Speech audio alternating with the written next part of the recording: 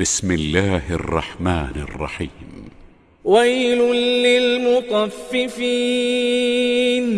الذين إذا اكتالوا على الناس يستوفون وإذا كالوهم أو وزنوهم يخسرون ألا يظن أولئك أنهم مبعوثون ليوم عظيم يوم يقوم الناس لرب العالمين كلا إن كتاب الفجار لفي سجين وما أدراك ما سجين كتاب مرقوم ويل يومئذ للمكذبين الذين يكذبون بيوم الدين وما يكذب به إلا كل معتد أثيم إذا تتلى عليه آياتنا قال أساطير الأولين كلا بل ران على قلوبهم ما كانوا يكسبون كلا إنهم عن ربهم يومئذ لمحجوبون ثم إنهم لصالو الجحيم ثم يقال هذا الذي كنتم به تكذبون كلا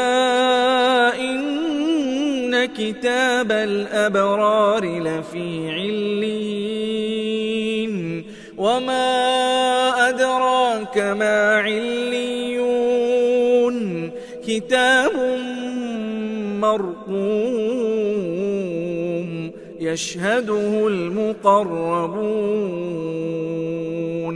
إن الأبرار لفي نعيم على الأرائك ينظرون تعرف في وجوههم نضرة النعيم يسقون من رحيق مختوم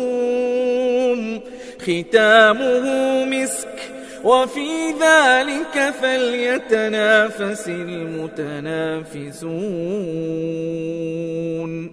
ومزاجه من تسنيم عينا يشرب بها المقربون إن الذين أجرموا كانوا من الذين آمنوا يضحكون وإذا مروا بهم يتغامزون وإذا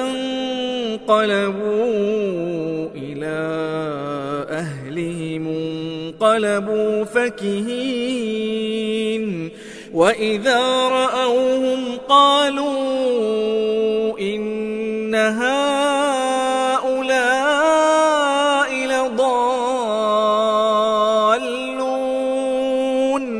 وما أرسلوا عليهم حافظين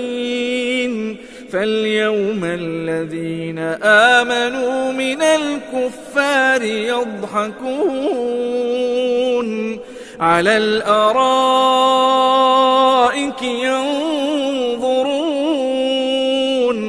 هل ثوب الكفار ما كانوا يفعلون